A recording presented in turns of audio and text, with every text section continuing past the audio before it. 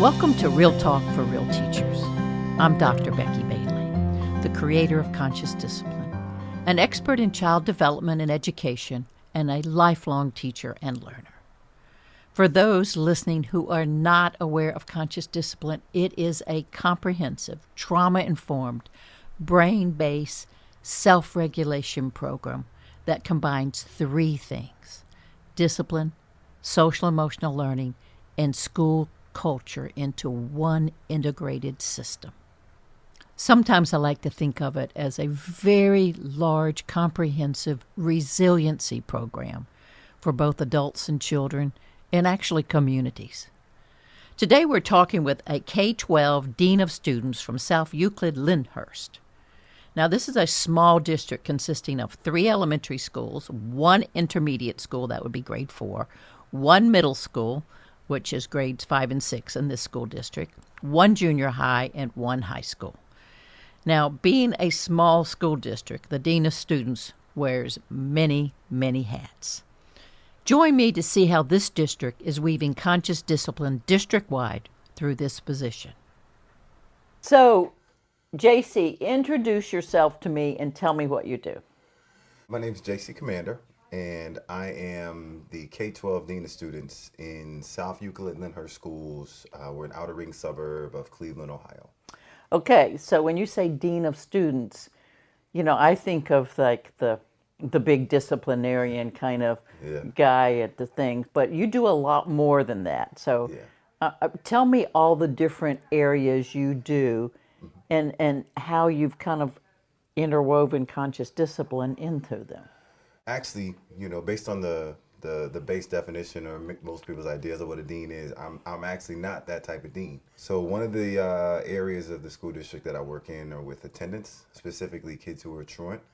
What I'm able to do is go into houses and speak with families specifically about things that are going on, possibly provide resources to them. We do have some out-of-district providers that come into school and help our kids.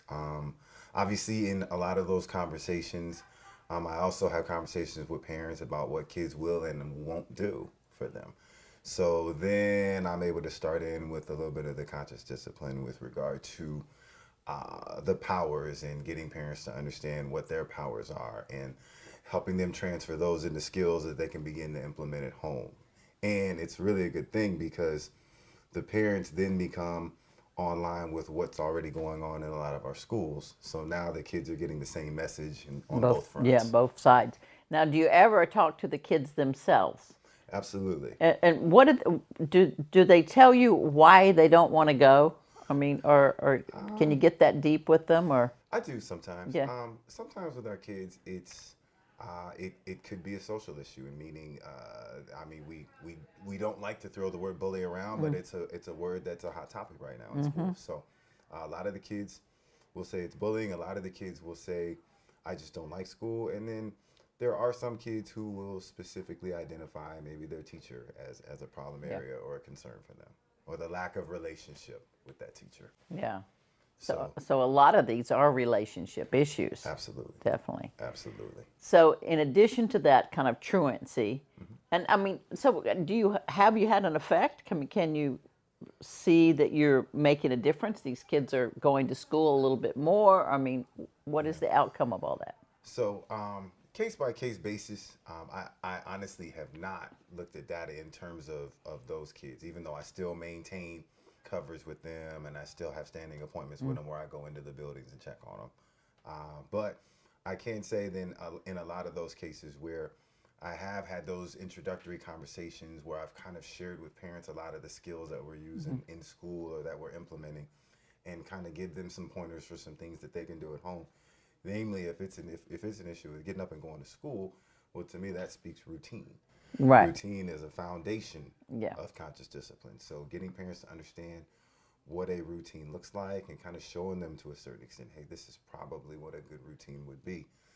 It's a good way to get parents to be a little bit more involved. And I don't think any parent does not want their child to be educated. I think sometimes it's just they feel powerless because they have so much other stuff going on. You bet. It's very difficult to put things in place and see them through. Yeah. That makes sense, complete sense. Yeah. So, what are some of the areas you do then? Also, your basketball, your football. I mean, you're doing a lot of things. Yeah. Well, my boss gives me a lot of leeway. My boss is very, very, very much pro kid, pro relationship. I think athletics is a very, very good way to get into the relationship area where with a child where you have a common interest. Everybody wants to be LeBron, or everybody wants to be Odell Beckham Jr. Yeah. So it's very easy to start there with a lot of kids. Yeah. And as a matter of fact, I actually am a football coach in district. I am now, after doing a year of high school ball in district, I'm now the head middle school football coach. So now I basically have 50 kids who are for sure kids that I'm going to be checking on consistently, from their grades to relationships in the household. I've made contacts with all of those parents. Some of those cases I've gone into homes, and not just to speak on football, but to speak on, hey, how can we help him be successful overall? So I'm very much interested in the whole kid piece, as opposed to what can this kid do for me for 2 years on a football Right, field. right. So now, how did you come to conscious discipline? So what I'm seeing is you do a lot of things. You have a big passion, a big heart, Yes. and you're kind of weaving Yeah. conscious disciplines kind of coming out through you in many different forms. It is. The kids get agitated at me sometimes when we start study table, because I'll start study table with breathing. Yeah. Literally before they open their books or their laptops, I'll say, okay, you know what, let's do a brain break real quick. Let's get everybody geared up. I said, and now let's breathe. Okay, now I need you to sit down and let's get to work with whatever the agenda is that I have on the board. So how did you get introduced, and why were you attracted to the information? Probably about 3 or 4 years ago, I was invited by my principal at the time to go to Houston for CD1. So it was very cool. Immediately, the concepts of routine and relationship, just those were the two that basically stuck out to me. And granted, I was there for a whole week, but those were like the two Right. biggies that I took back with me. So what I did was I took that year and I said, okay, I'm going to try a couple pieces of it, because I don't want to try and do too much and end up not being able to keep the ship afloat. So I put in a friends and family board, I put in wish well, and I put in greeting, and we rolled with those for that year. And you know, the friends and family board was probably the biggest hit in the room, because whenever certain kids would begin to have issues, I could tap them on the back and say, hey, why don't you take a trip back to the friends and family board? Begin what I would use that as I would use it as motivation, because with my kids being a little bit older, I would kind of say to them, hey, that's your why. You're in the picture with mom and dad there, that's your why. Yeah. And so that was the way that I was able to convince a lot of the kids to stay on target, or come back kind of when they're in the weeds, so to speak. Right, yeah. Bring them back onto the path and be able to finish or continue whatever we were doing. What is something that, like, you have a story of some kid that it just spoke to you and your relationship with that child, and you saw a turnaround? Do you have a kid that kind of pops in your head about that? Yeah, absolutely. So I do have a young gentleman who I had him in 5th grade, and I put a ton of time into him, and I put a lot of time into all of my kids, but I remember with this one specifically, his life story, without going into too much detail. Mom did time and is out now, and dad is not around. So basically, he was raised by grandmother along with his brother and his cousin. Grandmother was doing the best that she could, and she asked for help. And one of the things that I consistently hammered home with him was, and he was able to bring me a friends and family picture. So I put the picture up there and I said, hey, you know, T, this is your why. This is your why we do this every day. So whenever you need help, just come to me, or you can take a trip back to the board. I said, let's breathe. So, and obviously we did all the other skills and things Right. too Yes. that we need, that are a key part of consciousness. But with him, it was the breathing, and it was just taking a moment to gather himself. He struggled academically, so there would be times when we'd be doing activities and I could see him getting worked up. I could see him getting frustrated. I could see him begin to kind of go there, and I could just kind of make eye contact with him. It would be very quietly, and we have the breathing techniques. So I may very quietly, while other kids weren't looking, just kind of do this with him, or I may kind of do this, and it began to work over the course of the year.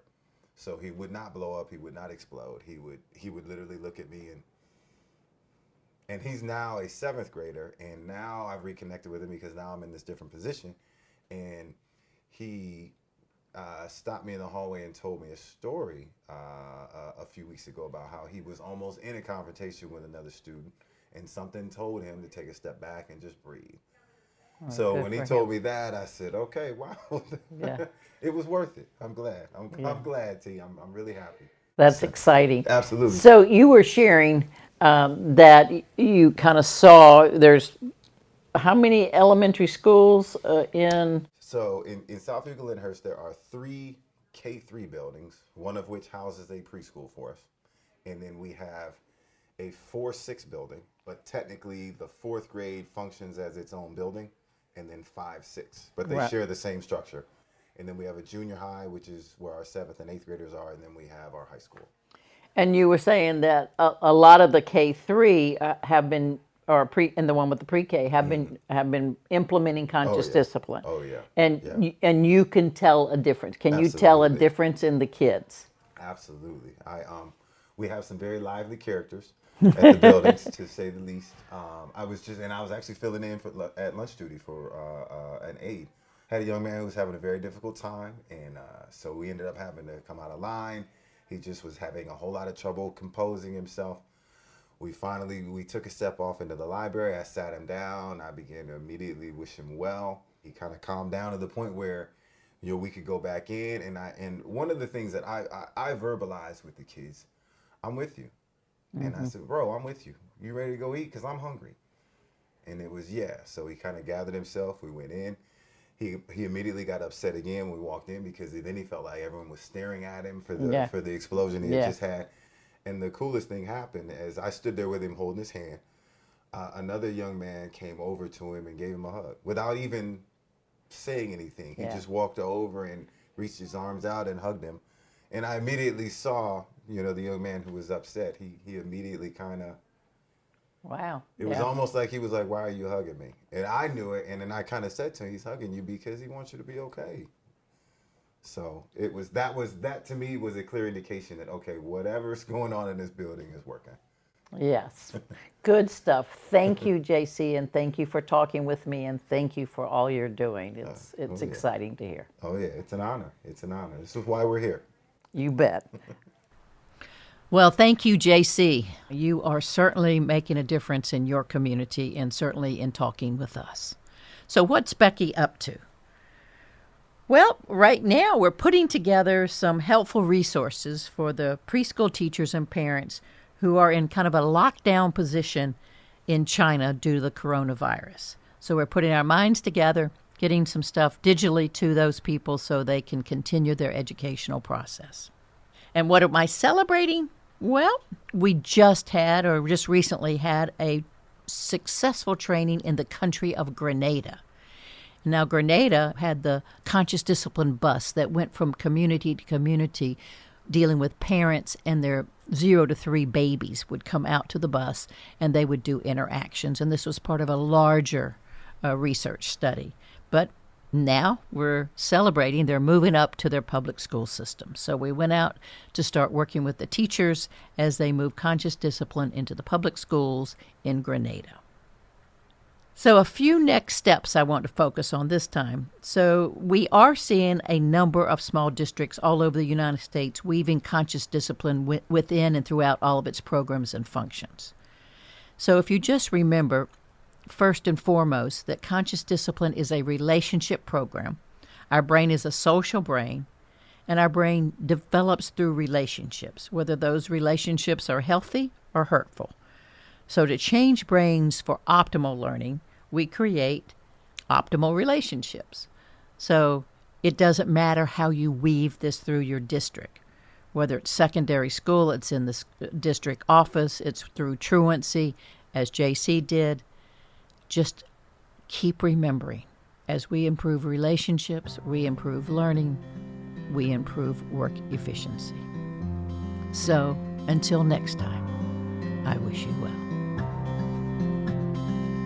For more episodes of Real Talk with Real Teachers by Dr. Becky Bailey, Visit consciousdiscipline.com/podcasts. You can also subscribe to this podcast on iTunes, Stitcher, or your favorite podcast app.